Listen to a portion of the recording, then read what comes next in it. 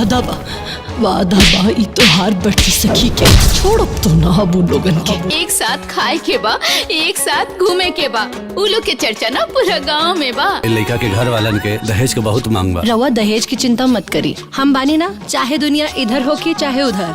मोरे पहुना बैठे ससुरारी और वनिया। तू लोग के बियाह होई तो अपन ससुराल में अलग अलग कैसे रहबू? देखत ना बाड़ू कौना रंग के बाड़ी। तोहर सास ननद सब ठीक बाड़ी ना? सास तो हमार गाय बानी, हमार सखी के निशानी बाटे। दहेज के जितना सामान बा ना दबाव बना के निकाल ला। लड़का होखी ना तबे पैदा करे के बा, ना तो जाके गिरवा दा। पेट में बच्चे बिल्कुल स्वस्थ है। हमार बच्चिया की जान बचाला, ना हमार बच्ची की जान ले ली।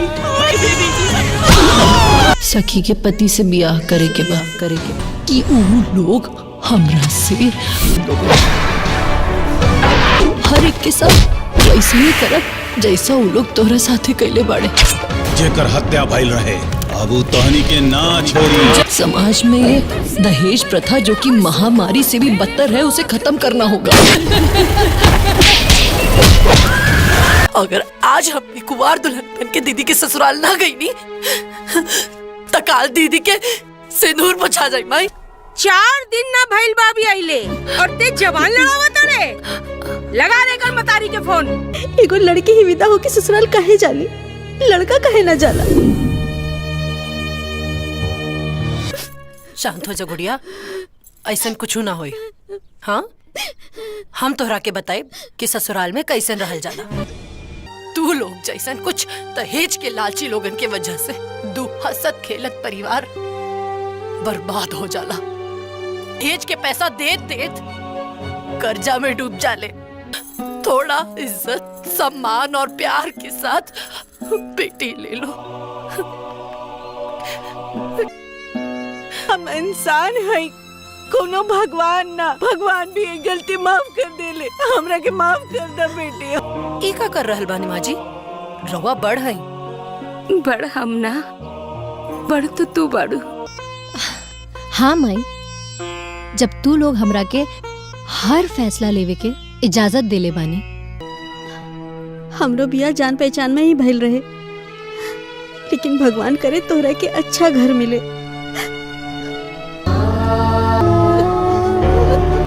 हमके बिया नहीं के करे के बा। अरे लेकिन का कहत बाड़े? अरे ते पगला गेल बाड़े का? हमके तो लगता कि अगर लड़का विदाई करके ससुराल गईला ना तो लड़की ज्यादा सेफ रही। हम समाज के उजियारे में छुपल काला चेहरा देखे के बाद ही फैसला ले ले बानी। ब्याह के सगरो तैयारी चौचक हो गइल बा बाबूजी। बस बारात निकली और दुल्हन घरे आवे के देर बा। अरे वाह,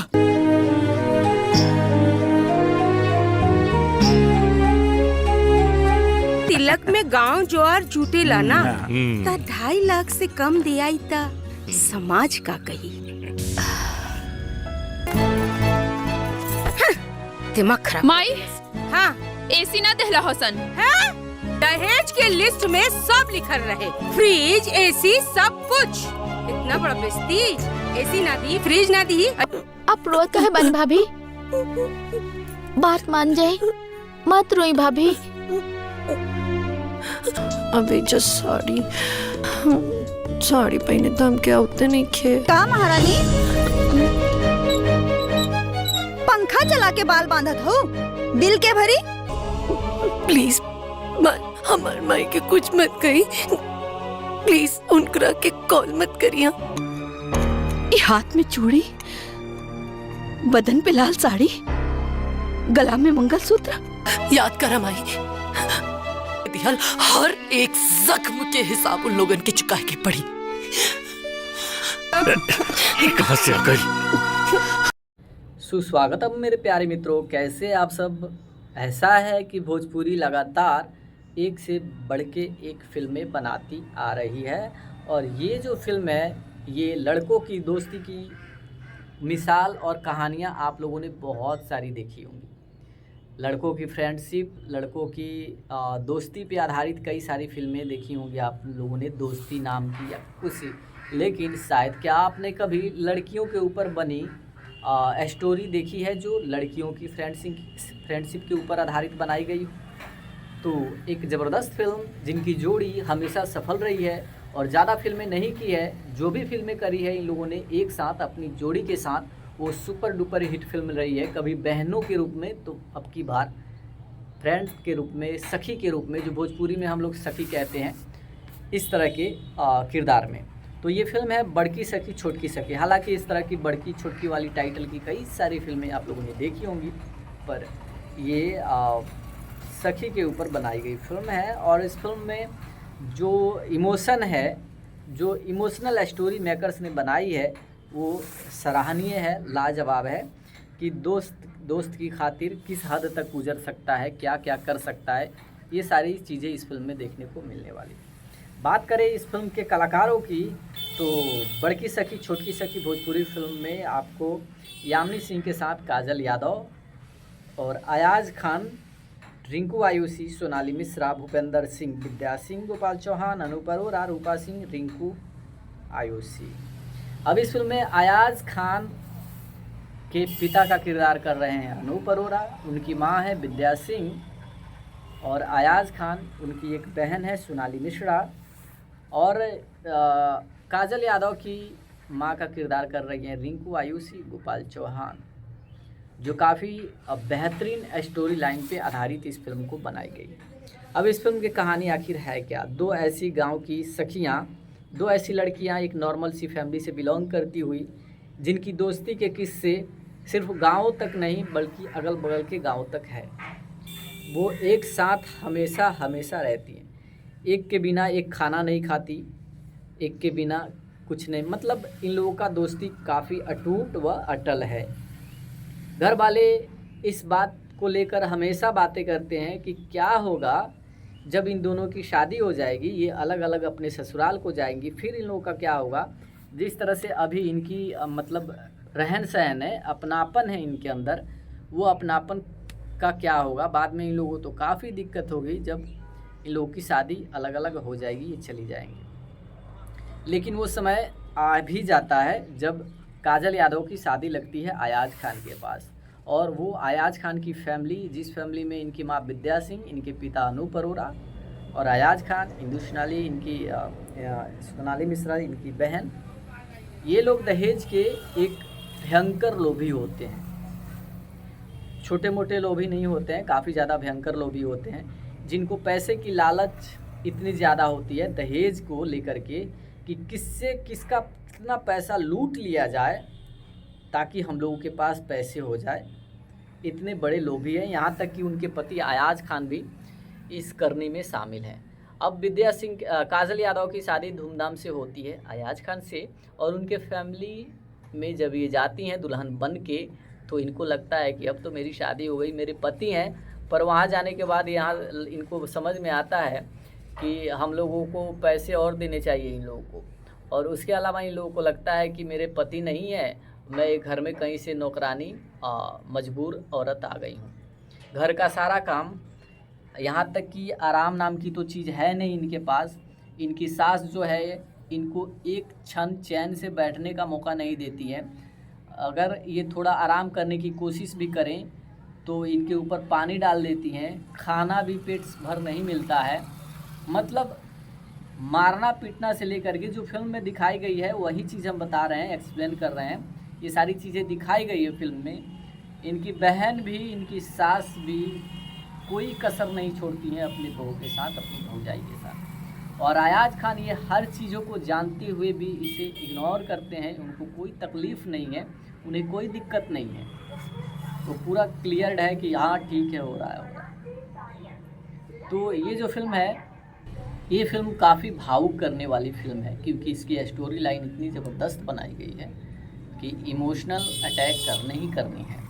अब होता क्या है कि इनको बहुत दशा दिया जाता है, इनकी ये प्रेग्नेंट हो जाती हैं, तब भी विद्या सिंह इनसे घर का पूरा काम कराती हैं, वज़न उठवाती हैं। उस बच्चे का इनको कोई ये नहीं है कि ये बच्चा रहेगा नहीं रहेगा, सही है कि नहीं है, बहू का क्या होगा, उससे कोई मतलब नहीं है। यहाँ तक कि उनको चोट भी लगती है, हॉस्पिटल जाना पड़ता है यही सब काम धाम को लेकर, तो बच्चे को बचाने की फिराक में का विद्या सिंह नहीं है, कहती है अरे मिसगैरेज करा दो अगर कोई प्रॉब्लम हो गया हो तो। ये नहीं करती है, हे भगवान या डॉक्टर साहब मेरी बहू को ठीक कर दीजिए, उसके बच्चे को ठीक कर दीजिए ना। अगर कोई दिक्कत हो गई है तो ख़त्म करो, लेके चलो, हटाओ, ये वाली बात है उनके अंदर।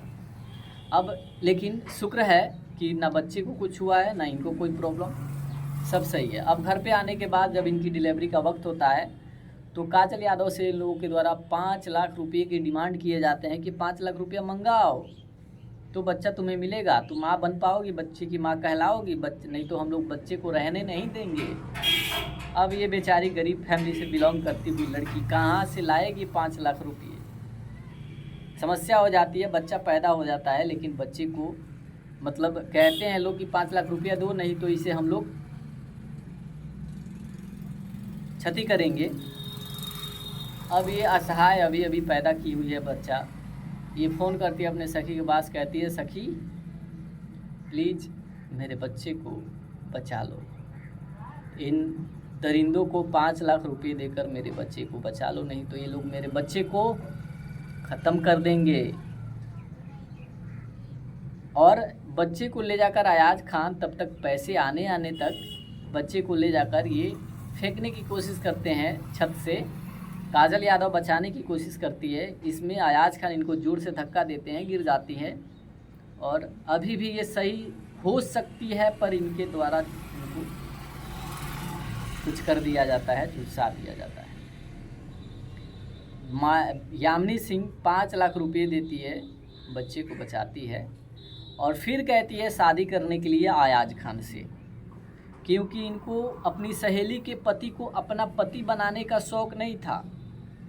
इनका मतलब टारगेट ये था कि उस घर की बहू बन के जाने का। और जिस तरह से इन लोगों ने मेरे सखी के साथ किया है, एक एक करने का, एक एक प्रश्न से चुन कर हिसाब लेने का, फिर धूमधाम से शादी करती हैं, दहेज जितने चाहिए होते हैं देती हैं, उस बच्चे को गोद लेती हैं, माँ बनती हैं खुद, और अयाज खान से शादी करती हैं और फिर उस पूरी फैमिली का सर्वनाश स्टार्ट करती हैं। हर एक को नहीं बख्शती हैं, किसी को नहीं, पति तक को नहीं। इनका एक रौद्र रूप धारण देखा जाता है, माथे पर सिंदूर लपेटे। फिर आवाज़ जो है आप लोगों ने फिल्मों में देखी होगी, जो आशुतोष राणा की, उस तरह की एक्टिंग करते हुए देखी जाएंगी और काफ़ी रौद्र रूप धारण करती हैं और पूरी फैमिली का एक एक हिसाब करती हैं उन लोगों से। जिस तरह से इन लोगों ने किया होता है सबका बदला लेती हैं। काफ़ी इमोशनल फिल्म है, काफ़ी अच्छी स्टोरी है।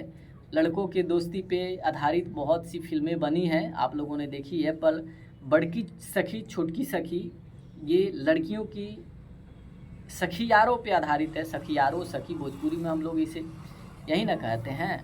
तो यही सब चीज़ों पे आधारित ये फिल्म बनाई गई है, जो काफ़ी लाजवाब है, काफ़ी बेहतरीन है। अब होता क्या है कि यामिनी सिंह किसका क्या हाल करती हैं, किस तरह से करती हैं, उनका रौद्र रूप जब धारण करना होता है, करती हैं, तो किस पर किस तरह बरसती हैं, ये आपको पूरी फिल्म देखनी पड़ेगी जानने के लिए। जब पूरी फिल्म आएगी यूट्यूब पे तो आप लोग जब पूरी फिल्म देखिएगा, आप लोगों को बहुत ही इंटरेस्टिंग लगने वाला है। बहुत सी फिल्में आप लोग लगातार भोजपुरी की देख रहे हैं, ऐसा नहीं है कि एक यही फिल्म है, लेकिन हर फिल्म की जो मतलब एक कंसेप्ट होता है वो अलग होता है। आप लोगों को पूरा मतलब ट्रस्ट है हमें कि इस फिल्म का कंसेप्ट जो है आप लोगों को काफ़ी भाएगी, काफ़ी अच्छा लगने वाला है, क्योंकि इस तरह के कंसेप्ट पे पहले की फिल्में नहीं देखी गई है, पहले इस तरह की फिल्में नहीं बनाई गई है। तो ये काजल यादव, यामिनी सिंह की काफ़ी ज़बरदस्त मूवी है। पूरी फिल्म देखिएगा, आप लोगों को पूरी स्टोरी समझ में आ जाएगी। हालांकि मैंने जो ये एक्सप्लेनेशन किया अपने हिसाब से, जिस तरह से सीन क्रिएट किए गए हैं फिल्म में, जो चीज़ देखने को मिलने वाली है फिल्म में, हम उन्हीं सब चीज़ों को लेकर के बात किए और मतलब वही ओपिनियन दिए, अपना एक्सप्लेन किए। तो चलिए फिर मिलेंगे नेक्स्ट वीडियो में।